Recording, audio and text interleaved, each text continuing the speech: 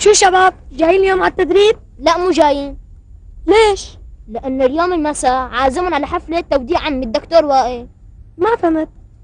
المعهد عامل له حفلة لأنه عمي مسافر على أمريكا. وكلكم جايين؟ طبعا كلهم. أنا رايح. وأنا رايح. أنا بروح، بس لوين؟ على حفلة بس ما في أكل. شو غسان ما بتروح معنا؟ أنا هيك شغلات مالي مرق فيها، خاطركم. معلش عمار، وبدك تعذرني إلي كمان، أنا أمي مريضة ما بقدر إجي. على راحتك.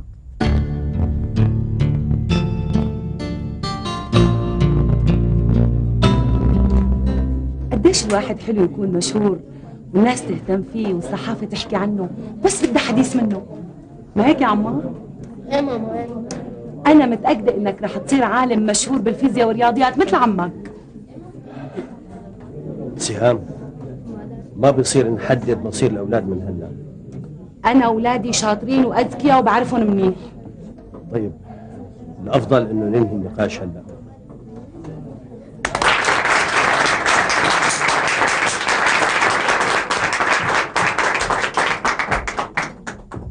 أيها الإخوة والأخوات، نقيم احتفالنا هذا لوداع العالم العربي الدكتور وائل حداد.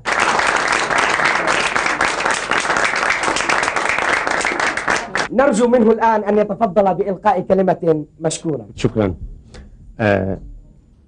يسعدني ويشرفني أن أكون أحد العلماء العرب الذين اختارتهم بلادي للسفر إلى الولايات المتحدة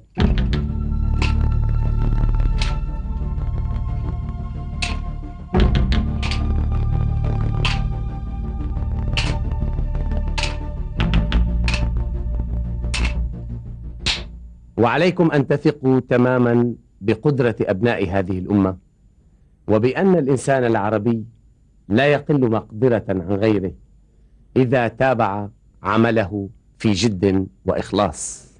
وأخيرا أرجو من الله سبحانه وتعالى أن يوفقني في أن أمثل بلادي خير تمثيل وأن أرفع رأس هذه الأمة عاليا. والسلام عليكم. ما نوع المحاضرة التي سوف تلقيها هناك؟ في الفيزياء والرياضيات. دكتور، سمعنا أنكم أنجزتم اختراعا هاما، فهل هذا صحيح؟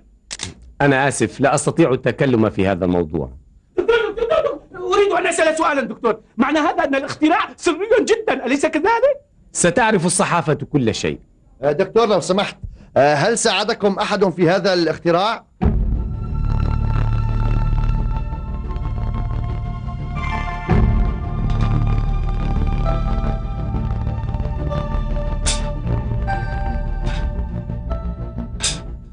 دكتور، ما هي المدة التي ستمضونها في أمريكا؟ لمدة عام كامل. شكرا. عرفت لي شيء عن اختراع الدكتور وائل زعزوع؟ أبدا يا زعيم، الدكتور وائل كان كثير حريص في أجوبته، وأجوبته كانت غامضة.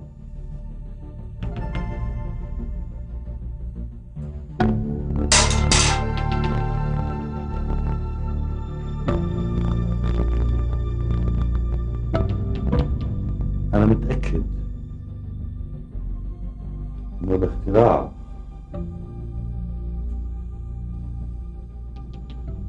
لسه موجود. يعني شو لازمنا هالاختراع زعيم؟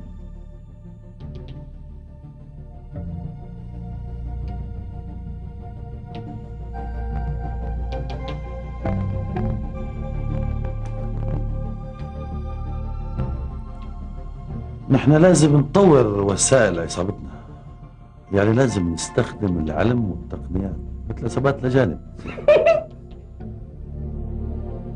طبشان؟ نعم زعيم. انت ما عم تورجيه افلام بوليسيه وعصابات؟ نعم زعيم عم فرجيه، بس قال هو بحب افلام كرتون. ايه زعيم انا بحب توم وجيري.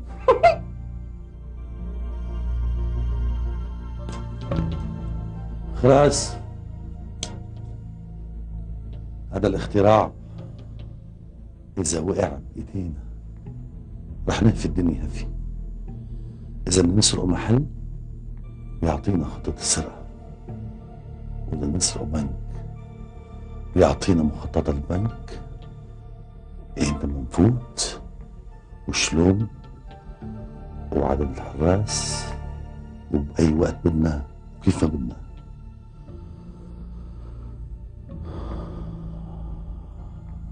وإذا بنبيع الاختراع بنبيعه.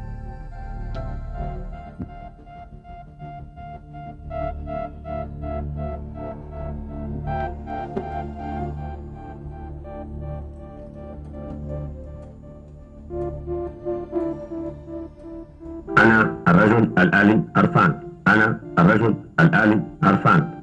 أهلا دكتور وائل. أهلا دكتور وائل. ما هو البرنامج؟ ما هو البرنامج؟ لا يوجد برنامج. أغلق الجهاز. أغلق الجهاز.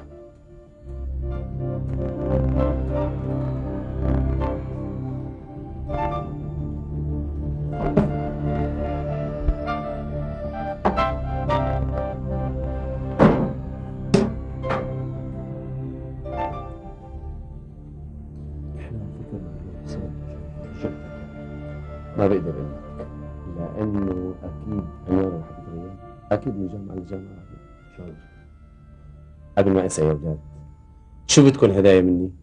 ما بدنا غير سلامتك. ما تخجلوا، بس ما تكبروا بطلباتها. أنا بدي ميزان ضغط جوي وكتب ملونة عن الطقس والأحوال الجوية. هواية غريبة بس حلوة. بجوز تصير علامة أرصاد بس أكبر، ما بتعرف. وانت يا عمار؟ أنا بدي عدة رسم وصور لأشهر الفنانين بالعالم. طلباتكم على راسي، بس ما بتنساها.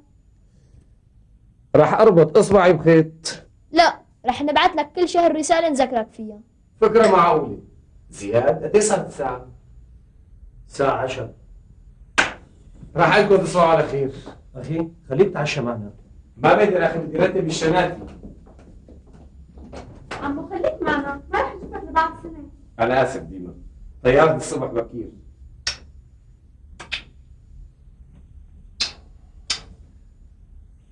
الله معك، مع السلامة. انتبهوا على بعضكم. يلا زياد، عاوزك شوي. حضروا لنا العشاء.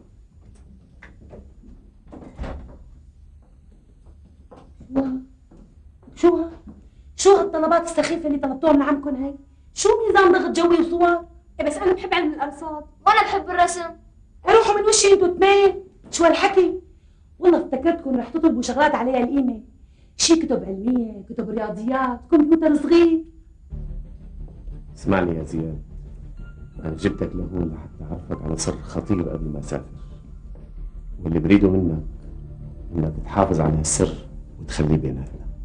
طمن يا أخي. شو هذا؟ هذا رجل آلي صممته وصنعته بنفسي، حطيت فيه كل خبرتي وعلمي، واستغرق معي شغل 2 سنين متواصل. وشو مجال استخدامه؟ لأغراض كثير نافعة إذا استخدموه ناس نافعين، ولأغراض شريرة إذا وقع طبعا بين إيدين ناس أشرار. هذا نظام تشغيل رجل آلي، رح خليه عندك. أنا بفضل تخليه هون. مثل ما بتريد.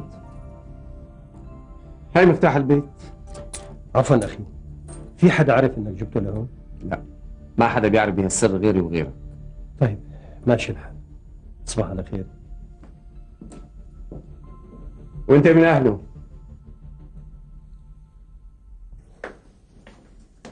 صباح الخير بابا. صباح النور. كيفك؟ الحمد لله.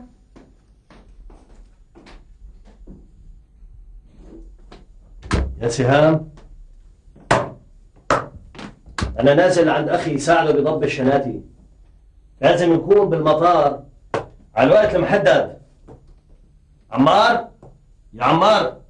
نعم بابا. شو ما بدكم تروحوا معنا على المطار بابا؟ بلا. يلا لك عم فيق اختك. ديما قاعدة. البسوا اواعيكم حبيبي بسرعه يلا. يا سهام. نعم. خلينا مفتاحتي بالمطبخ. مفتاح شو ها؟ مفتاح بيت اخي.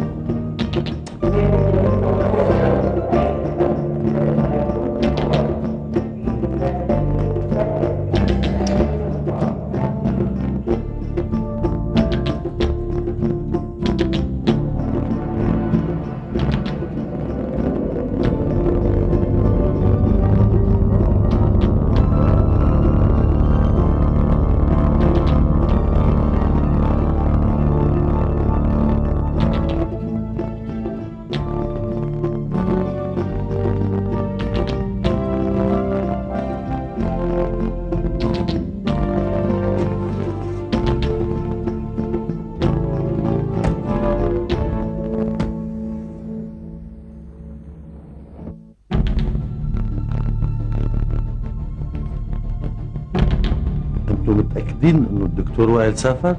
ايه سافر. شفتوه بعيونكم؟ ايه شفناه. والاختراع؟ ما شفناه. يعني اخذوا معه ولا ما اخذوا معه؟ ما بنعرف.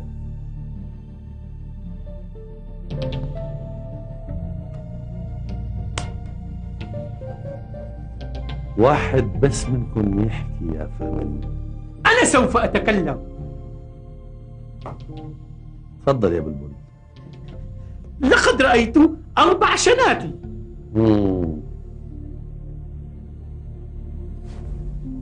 دخلك؟ هالشناتي شو اشكالها؟ واحدة سوداء وواحدة بنية. لا واحدة بنية وواحدة سوداء. إني أحب التفاح. يا سلام، شو هالعبقرية؟ زعيم أكيد الشناتي ما بتسع الاختراع. بجوز بعته بالشحن يا زعيم. تعرف أنا شو مشتهي؟ اشحنكن على شي مقبرة وتخلص منكن. ننتبه إلى النظرية جيدا. إذا كان القطاعان الزاويان ذوى الأضلاع المتوازية مثنى مثنى من نوع واحد كانا طبقين. البرهان: أولا نمد الضلع عين فتحة ميم فتحة إلى ميم سين فيقطعه في نقطة باء، وهذا يعني أن الزاوية 1 تساوي الزاوية 3 بالتناظر، والزاوية 3 تساوي الزاوية 2 بالتناظر، ومعنى هذا أن الزاوية 1 تساوي الزاوية 2. عمار. نعم أستاذ. أعد البرهان على النظرية يا عمار. أين النظرية أستاذ؟ الظاهر معك بالدرس النوبي يا عمار. أنا آسف أستاذ. رسمك حلو، بس نحن هلا بدرس الرياضيات، ما هيك؟ نعم أستاذ. بكره بدي اسمع لك النظرية وبرهانها. حاضر. والآن من يعيد شرح النظرية؟ فراس، أعد شرح النظرية. أنا جوعان. بس وشو علاقة النظرية بالجوع؟ أستاذ الأكل البنزين عال، فراس ما بيحسن يجاوب على أي سؤال إذا كان جوعان. معناها لازم ننقل درس الرياضيات على المطعم، شو رأيك؟ والله بكون احسن. بس عود. خالد، أعد شرح النظرية. للبرهان على أن الزاوية 1 تساوي الزاوية 2 نمد الضلع عين فتحة ميم فتحة فيقطع الضلع ميم س في ب. الزاوية هلا صار الزاوية 1 تساوي الزاوية 3 بالتناظر، والزاوية 2 كمان تساوي الزاوية 3 بالتناظر. إذا 1 تساوي 2. أحسنت يا خالد. وهلا عندكم وظيفة تمارين 1 و2 و3 صفحة 45. شفتوا كيف خالد وقف ومتباهي بحاله؟ مثل ديك الحبش، استانس انا بعد لك النظريه، انا شاطر. خالد ماله مغرور، انت دائما بتدافع عنه. انا بحكي الحق، خالد طيب وبحب رفقاته. رفقاته ما حدا بيطيقه وما رفيق واحد. لك شباب بتعرفوا شو نسيت؟ نسيت الطابة بالصف. ارجع جيبها. لسه بده يجي يوم ينسى حاله بالصف. لك استنوا، في عنا تدريب اليوم. طبعا فريق النسور كان عم يتدرب امبارح بالملعب القديم، اذا ما تدربنا رح نتبهدل بالمباراة معهم. بس اليوم علينا وظائف كتيرة. الوظائف ما بتخلص بنوم. وهلا شو اعتمدتوا؟ بس وين رح نتدرب؟ بالساحة جنب بيتنا. اسمعوني منيح، ما رح اسمح لواحد يتدرب بدون ما يكون لابس بيجامة زرقاء. بالاول خلينا نشوف مكان التدريب.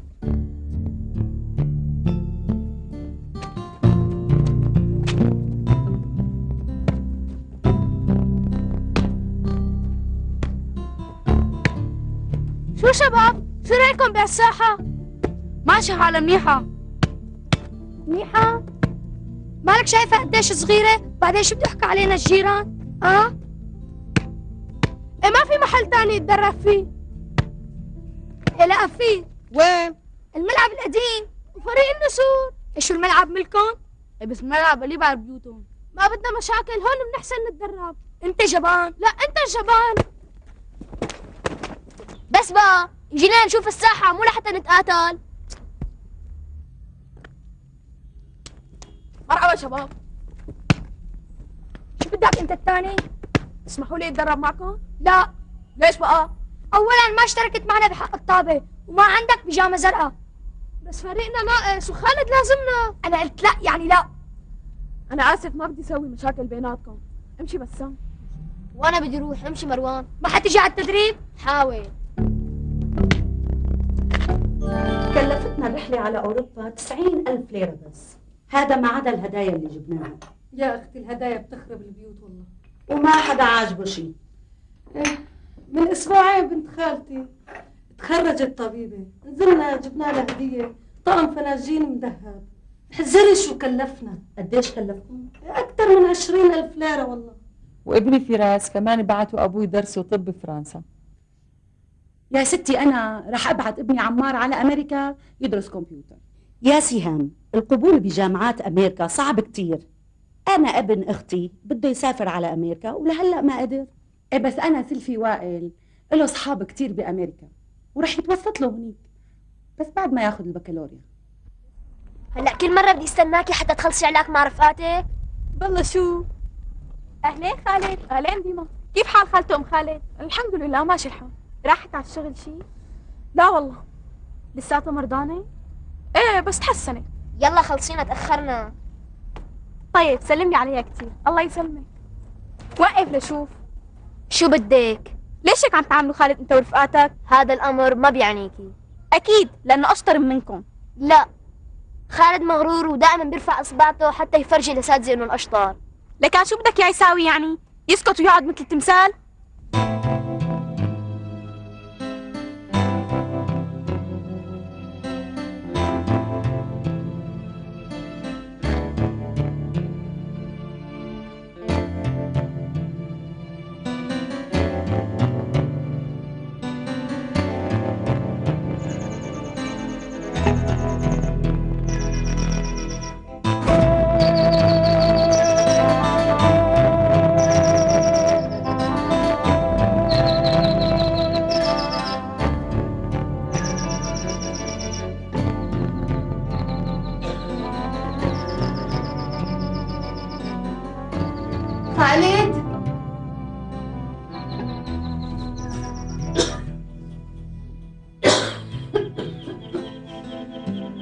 يا خالد.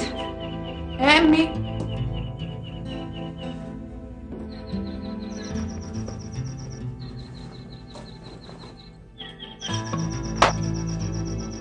لوين امي؟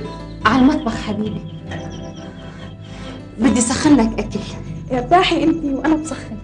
انا طبخت لك فاصوليا حب، انت بتحبها ما هيك امي؟ انا كل شيء بتطبخيه انتي طيب. الله يرضى عليك ويخلي لي اياك يا رب، الله لا يحرمني منك. حبيبي حط مي للرز حتى ما يحترق يا امي. امي بدي احط مي للكنابه.